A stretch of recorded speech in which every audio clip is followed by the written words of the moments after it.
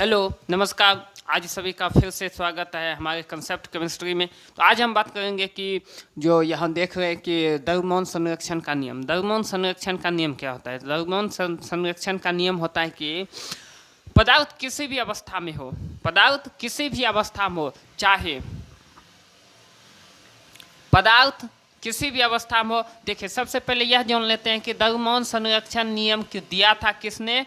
एंटिनो लेबोजरिया ने। कब दिया था? 1774 ईस्वी में। इन्होंने कहा था कि बेचारों ने कहा था कि पदार्थ चाहे जो भी अवस्था में हो, पदार्थ चाहे जो भी अवस्था में हो, लेकिन अभिक्रिया करने पर, रिएक्शन करने पे वह किसी से नहीं तो उसका वेट उत्पन्न किया जा सकता है और नहीं उसे नष्ट किया जा सकता है। देखिए,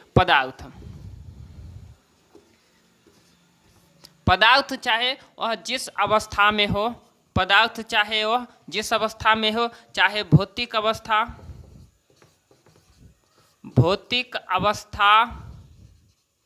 चाहे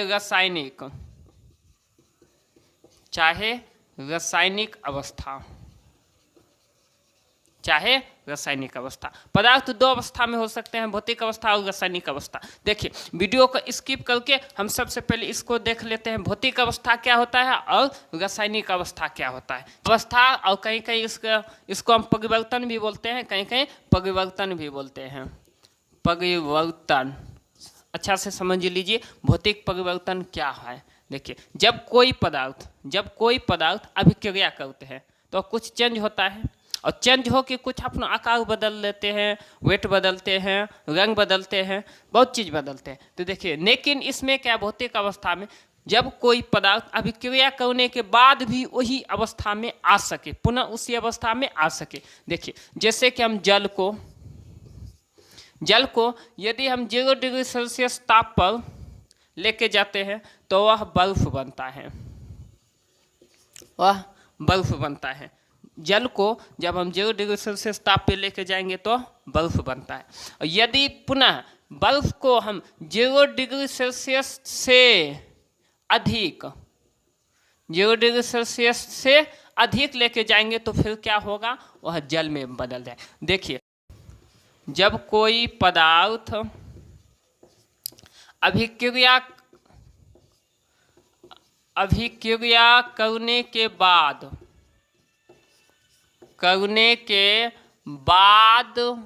भी पुनः उसी अवस्था में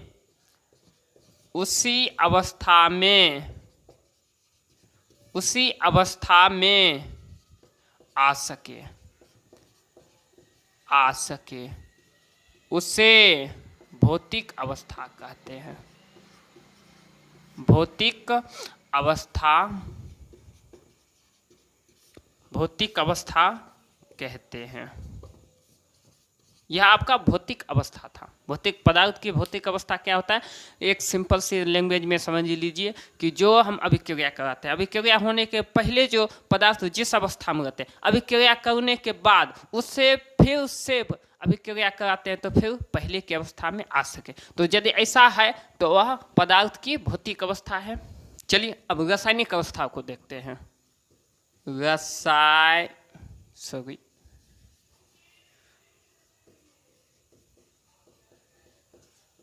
रासायनिक अवस्था या परिवर्तन रासायनिक अवस्था या परिवर्तन को देखते हैं। इसमें जस्ट उससे भौतिक में क्या हुआ करते थे कि पुनः अभिक्रिया करने के बाद पहले के जैसा प्राप्त हो जाता था, लेकिन यहाँ नहीं होगा। एकदम सिंपल सी लैंग्वेज में है, यदि किसी पदार्थ को अभिक्रिया कराते हैं तो अभिक्रिया करने के बाद पुनः उसी अवस्था में नहीं आ सके, उसे पदार्थ की रासायनिक अवस्था कहते हैं। देखिए, लिख लीजिए, नोट कर लीजिए। जब किसी वस्तु को हम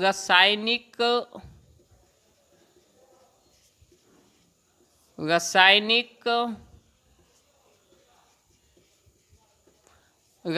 अभिक्रिया कराते हैं तो वह पुनः उसी अवस्था में, पुनः उसी अवस्था में नहीं आ सके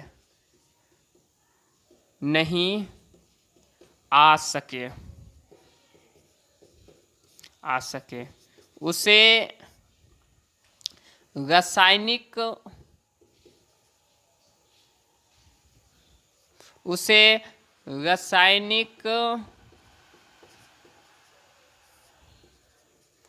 अवस्था या परिवर्तन कहते हैं। क्लियर है? एग्जाम्पल ले लेते हैं। देखिए, सबसे मोस्ट इम्पोर्टेंट एग्जाम्पल है दूध से दही बनना। क्या है? दूध से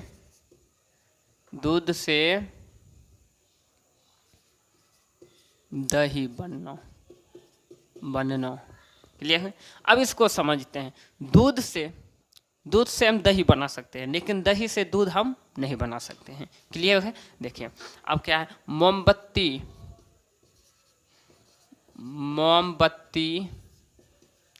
का जलना या पिघलना। क्लियर है? यह सब आपके रासायनिक परिवर्तन है। भोजन का पचना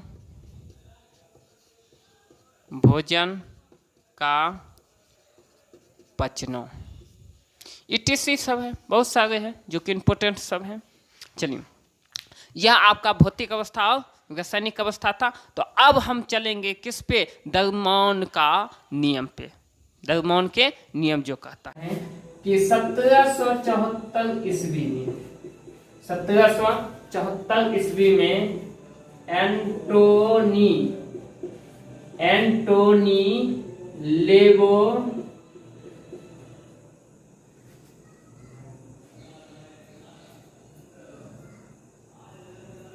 लागू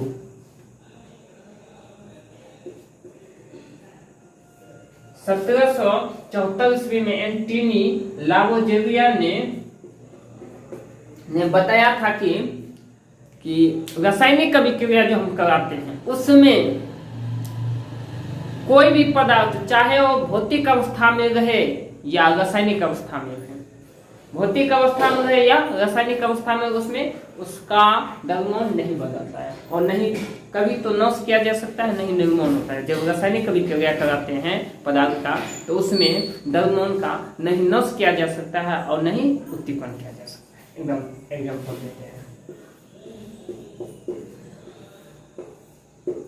एग्जाम्पल एक लेते हैं और याद रखिएगा फिर से। 1774 ईस्वी में एंटोनी लेवोजेविया ने बताया था कि रासायनिक अभिक्रिया करते हैं तो उसमें नहीं, इसमें देखिए कि मीथेन जो है CH4 और ऑक्सीजन के साथ रिएक्टेड करवाया जाता है तो कार्बन डाइऑक्साइड बनता है और जल बनते हैं। तो इसमें क्या हुआ? मीथेन में देखिए कि कार्बन की संख्या 1 और हाइड्रोजन की संख्या 4, और इधर भी देखिए प्रतिकार के तरफ भी देखिए कार्बन की संख्या 1 और हाइड्रोजन की संख्या 4 है। इधर देखिए ऑक्सीजन की संख्या 2 है और इधर भी ऑक्सीजन की संख्या 4 है। तो चलिए, दोनों तरफ इक्वल टू है। नेक्स्ट एग्जाम्पल को देखते हैं। नहीं पदार्थ का निर्माण होता है और नहीं उत्तीपन किया जा सकता है, सिर्फ एक रूप से दूसरे रूप में परिवर्तित किया जा सकता है। यह कहा था किसने? एंटोनी लेवोजेविया ने। कब कहा था? 1774 ईस्वी में। यही है द्रव्यमान संरक्षण का नियम। तो क्लियर है?